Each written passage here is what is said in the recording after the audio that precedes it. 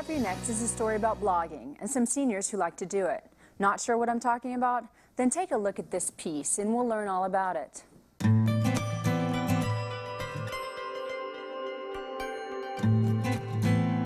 If you're one to keep your thoughts to yourself, addressing them to Dear Diary may still be the best way of preserving them. If you'd rather share them with the world, try blogging.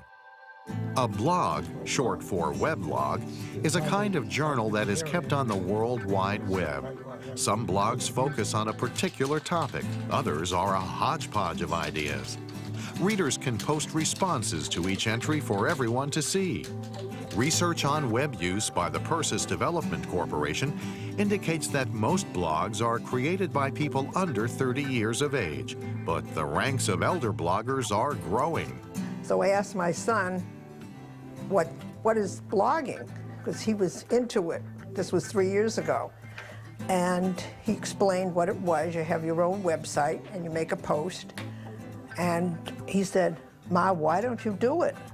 I didn't know what I was getting into when I said, okay. And 2 weeks later, he set me up and I was blogging. In 2003, Millie Garfield joined the 3% of online seniors who have created blogs. Known as Thoroughly Modern Millie to her readers, she has since become a very prolific blogger. What I like best about blogging is it's opened up a whole new world for me. I've met people from Paris, from Malaysia. Millie writes about everything, from dating to recipes, but she is best known for a series of videos she and her son post called I Can't Open It. I love coffee in the morning, and I have this product that for the first time I was going to have it for breakfast. That was my son's inspiration, because whenever he comes over, I'm always asking him to fix something for me or open something for me. And I followed what the directions said. It said, push here to open. So what I did was I pushed here and nothing happened. I never knew I was funny. I just never thought I was funny. And what I'm finding out is I'm funny. And my son says, Ma, I always told you you were funny. Mort Rychek needed a way to express himself after he retired from journalism. Blogging is an outlet for my need to write. As I say, I was a journalist for so many years, and I was a writer. And in retirement, I never really had a regular outlet. With some trepidation, Mort went to a website called Blogspot and established his own blog, Octogenarian. It consists mainly of political commentaries and personal stories. Incidentally, I'm a technophobe, and I discovered Blogspot, and all I had to do was get to their screen, and they had 1, 2, 3, push 1, push 2, push 3, and bingo, I had a blog page. This is a draft for the next item I'm going to post on the blog. Why don't you give it a look over? Now and then, Mort still has a technical question. He relies on the younger generation for help. I'd like to be able to post photos on my blog, which most people do. I've got one photo posted with one of my stories, thanks to my 10-year-old grandson, who isn't around all the time. Susan Harris of Tacoma Park, Maryland, maintains a blog about gardening. It's basically a story of this garden, and I will blog about projects that I'm in the middle of, and before and after shots, and plant profiles. Since starting her blog, Tacoma Gardener, she has established 2 other major blogs, both on the subject of gardening. They have attracted attention from some of the world's most avid plant lovers. The most fun thing is to think of something really exciting that I want to write about, sit down and write about it in a way that I love, and I'll just be really, really energized. Many bloggers thrive on the responses they get to their postings. I just wanted to say how much I enjoy your blog. It seems there are so few intelligent people in this country, with the leaders being on the top of the list of idiots. They would do well to consult you before making any decisions. This made my day. Bloggers are often eager blog readers as well.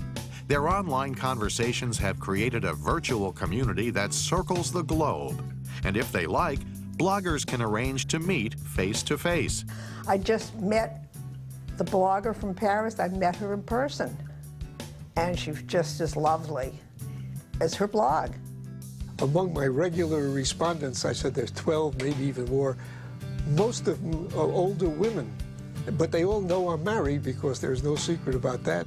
I've offered my home for fellow bloggers to stay. I've offered my guest room when people are here in town. So it is a little, it's definitely a form of friendship. Blogging also has a way of creating unexpected opportunities. For Millie, it has drawn her closer to her son. That's a big thing. I'm sharing this experience with him, and he's very happy that his mother is involved in this. With what she's learned from blogging, Millie has started giving seminars to other seniors who want to try it. There's no reason to be afraid. You're not going to break it. You just have to have patience and persistence, and you can do it. If it's something that you get excited about doing and ideas start coming to mind and you start taking pictures and want to put them online, then, go with it. The best way to sample the blogging experience, Millie says, is to read some of the many blogs on the web today. Before you know it, you'll be hooked. You have to get familiar with what other people are doing. Start reading them, and then start to comment. And then you get the feel of it. And then you could start your own blog. It's intellectually stimulating. And I've had so many extraordinary experiences reacting with people who read my blog, and I'm delighted that there is such a phenomenon as blogging. I can't think of what substitute there could be. It just made my life so much more interesting. It would be very dull without it. I think there would be an emptiness, where here it really has enriched my life. Joining us today, we're so pleased to welcome Ronnie Bennett. Ronnie formerly worked for ABC Television, where she was a producer for the Barbara Walters specials and the show 2020. Then in 1996, she became the first managing editor at CBSNews.com. In 2003, Ronnie launched her own website called Time Goes By, which focuses on what it's really like to get older. Ronnie, welcome back. Nice to be here. So, a lot of what you do at Time Goes By is blogging. What's blogging? Blogging is a journal, essentially, a daily journal. You post every day, and on the main page, each new day's posting stacks up on top of each one. And people leave comments, commenting on what you've written. And you link to lots of other people. And some people have topics that they blog about. I blog about aging. Others do politics, they do technology, they do cooking, they do sewing, everything you can think of. So you blog about aging. What do you mean by aging? I mean, it's just such a huge topic. Everything. Over 3 years it's almost been, I pretty much cover everything. Health issues, just what it feels like. Sometimes I write about what it feels like. I have an alter ego I use when called Crabby Old Lady, when I'm really pissed off about something. And political stuff. We argue a lot with the people who leave comments about what older people should be called. I like elders, I don't like seniors, and I certainly don't like golden ager. Other people, well, there's one woman who always leaves a comment when I'm carrying on about elders that she only likes seniors, she hates being called an elder. And it's, over time, you have regular readers, you become friends with them, that's a very important part of it. Is it difficult to blog or expensive to blog? Or? No, it costs me, I spend on the service that I use, that they have all the back end and host the whole thing, costs me $150 a year. Plus your ISP, how you get onto the internet. Your internet service provider. Right. And that's pretty much what it costs. I spend a lot of money on books and magazines to keep up with everything. Oh, I bet you do. But I would do that if I weren't blogging, so I don't consider that a cost. I read an article the other day about a young woman who was blogging, or maybe she had a MySpace profile, and she actually got fired because she talked a little bit about some of the things that she was encountering in her workspace. What are some of the pitfalls of blogging that you've seen? That's number one. Absolutely. You never, ever, ever write about where you work. Never say where you work. And don't ever say anything you wouldn't want to have printed on the front page of the New York Times under your name. So there's no anonymity to many it? people blog anonymously, and often you don't know who they are. They'll take a name that they use. I use my own name, Ronnie Bennett, but some people have monikers that they use. Other people just make up a name, Jane Smith, One of the first ones to be fired, the first one to be fired, was a woman named Heather Armstrong, who blogs as Deuce.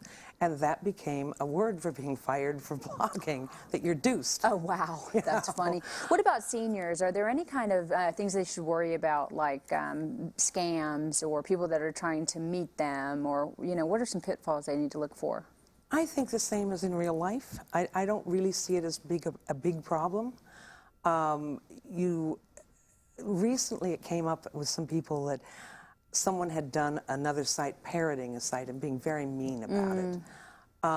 And what were we going to do about it? We should blog about it. No, just leave them alone. It's the same as if you were getting obscene phone calls at home. Hang up, and they'll get bored and go away. Freedom of speech, but we don't have to read everyone's speech. Hang on one second. We need to take another break. Don't go away, because we'll be back shortly to continue our conversation with Ronnie Bennett. Do you know which of these historic computers came first? Do you know? Answer: C. ENIAC. The ENIAC took up an entire room and weighed almost 30 tons. We're back talking with Ronnie Bennett about elder bloggers. So, real quickly, elder bloggers are? On my blog, they are 50 years and older. You can't be listed in my blog roll unless you're at least 50 years old. Oh. Now, key benefits of blogging if you're a mature adult. Oh, there are tons of them.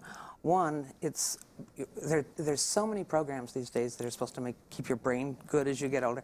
Blogging is one of the best. It promotes cognitive thinking. It promotes socialization. It promotes contemplation while you're thinking about what you want to write the next day. Millie Garfield, who I think is in one of your pieces, she told me once that she loves blogging because now she has to read all the newspapers and magazines to have something to write about. So it's got all of those, plus the social aspect of it, but I didn't expect. I started a blog. I'm going to write about aging. A few people commented. I didn't think it would be a big deal. And then people start showing up regularly, and then somebody sends you an email. And now you start to become friends. And it just grows from there. And this year, a month ago, 6 weeks ago, a woman who blogs in Paris at a blog called Blogging in Paris came to the United States on her vacation and came and stayed with me for 3 days. And next year I'm going to go visit her in Paris. And you make friends. It's a new kind of friendship I've not been able to explain very well, but it is as important as real face-to-face friends. So you get reacquainted with yourself, and maybe you also bring out things about yourself you didn't know were there, because we spend a long time with our significant others or lifetime friends, but now you're introducing yourself to new people? Yeah, and that's the point I hadn't thought about. That's a very good point. I have learned so much about me in 3 years of blogging every day because I'm kind of expected to have an opinion about things. Well, what am I going to write today? What do I really think about this? And I've discovered a whole lot of things I didn't know about myself. I think that's a really important point that I hadn't really thought a lot about. What about others? So you've discovered more about yourself. How about others in your cohort, other seniors? What are some of the most amazing things and stories that you've heard? Mostly it's about the friendship and the community. You know, I'm sure you guys have discussed this here a lot. As we get older, your social world becomes smaller. That you don't go to work every day, you don't have that kind of camaraderie. Your kids may live clear across the country or even in another country. Old friends die. And your social world gets smaller and smaller. All of a sudden with blogging, and any elder blogger you talk to will talk about this, it just explodes. You've got friends then all over the world. And that's the phenomenon we talk about, we don't entirely understand about how close we come. A blogger's husband died last year. The outpouring of support for her was just amazing. In researching this piece, though, I was talking to some elder bloggers who told me that all of a sudden they became valid in society again. Because people weren't looking at them as immature adults, they were actually talking to them in a very constructive and thoughtful way vis-a-vis writing. So that's one thing that clearly blogging does for older adults. But what other things have you learned about mature adults today? What are some of the issues that are abound for mature adults that you've discovered? They're very political. I don't write a lot about politics except as it relates directly to aging and promote voting. And elders vote in larger numbers for their cohort than any other group of people. They're incredibly they care a lot about politics. They care a lot about one another. And that's the strongest thing I come away with in 3 years of this. Have your expectations been what you predicted them to be in terms of growing older for yourself? Yes and no. I expected to work until I die or felt like quitting, and then I found out people didn't want to hire somebody who looks as old as I look. That was a huge disappointment. And I'm very angry about that. I write about that a lot on the blog. We actually talked about that in our last segment. Why do you think ageism and age discrimination happens still today with 76 million baby boomers in the workforce? Well, they're not all 60 years old. You know, the youngest ones are 40. So I keep hoping as they move forward, you know, that pig in the python thing, that they're going to help the rest of us along. But we live in a phenomenally ageist culture. Think about greeting cards. All of the bad greeting cards about getting old, and they're supposed to be funny. They are not. They're always about incontinence and all the other bad things about getting old. Comedians always tell bad bathroom jokes about old people. You can't get hired. And it's so offhand. But Ronnie, you were in the media for a long time, and clearly the media is, not our show, of course, but some of the media is to blame for this kind of ageism that happens in our society. What would you say if you were a producer today? How would you change that? There are little tiny things that are done every day that make us crazy, make old people crazy, is when somebody will write in the New York Times or whatever newspaper, she's 80 years old and she still cooks her own dinner every night. Still, that word still. People are healthy. 90-year-olds sometimes run marathons. The thing about aging, I'm sure you know as well as I do, is that we age at phenomenally different rates. You can be 50 years old and be decrepit, and you can be 90 and be running marathons. The assumption is that we're all over the hill by 50 or 60. And it's just, it's almost that we're not an ageist culture, is that we're a youth-centric culture, as though after a certain age, just get out of the way. And we're really better than we've ever been. But no one will acknowledge that, certainly in the work world. With that in mind, when you spend time on the internet writing your blog, do you look at other blogs and see what's happening out there, especially in ageist and ageism areas? I read probably 10 or 15 newspapers a day. I read, I don't know how many magazines. I mean, maybe I get 15 in the mail, but I read a bunch of them online. And now that I've been doing this blog this long, it just pops out at me. There was a piece in, I can't even remember, fortunately I can't remember the guy's name, but a piece in Forbes about employment a few months ago that every assumption in it was an ageist assumption, and it somehow got past an editor. How could that happen? So wait, when you read that article, did you go online and then look for blogs that were out there and see? I mean, how does this whole phenomenon of elder blogging start? And if you want to go into other blogs outside of your own, how do you do it? Right. You can go to mine, and there are 150 listed that you can click on and go visit. And that's timegoesby.com? Right. Okay. .net. Excuse me, .net. Okay. .net. But you can Google aging, or Google in quotation marks, getting older. There's a website called the Ageless Project that's fabulous. Anybody can go there and sign up their weblog, and it's done by decades. And you can click on the 1940s, and there's a whole list of blogs you can click on that are all people who were born in the 40s and the 50s. Fabulous. And there's some in the 30s, and I think there are a few in the 20s even. Wow, how innovative. And you have to find that on your own, but once you blog, you see these little links on other people's blogs, and you think, what's that? So you click on the Ageless Project, And now you're there, oh, and you decide to add your blog, and so on. Yeah. And everybody has a different list of blogs, so you just, the ones you find a few you like, and then you start clicking on the blogs they've got listed, and next thing you know, you've wasted the whole night. You know? Or loved every minute of it. Right. So I know, I think it's only about 22% of mature adults are currently online. I think that's of 60 plus. Of I'm not 60 sure. plus, right. Yeah. How do you see the future for wired seniors or senior surfers? More and more and more. There are people who never worked with computers that are retired and never got to work with computers.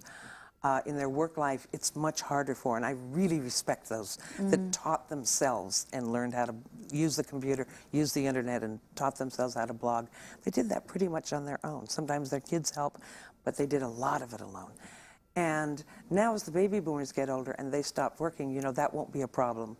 And of course the kids behind them, you know, they were born running computers. But there are more and more classes around the country. I think you've done a show on that. Yeah, like SeniorNet and other places like that. And they learn enough about the computer. Blogging's not hard.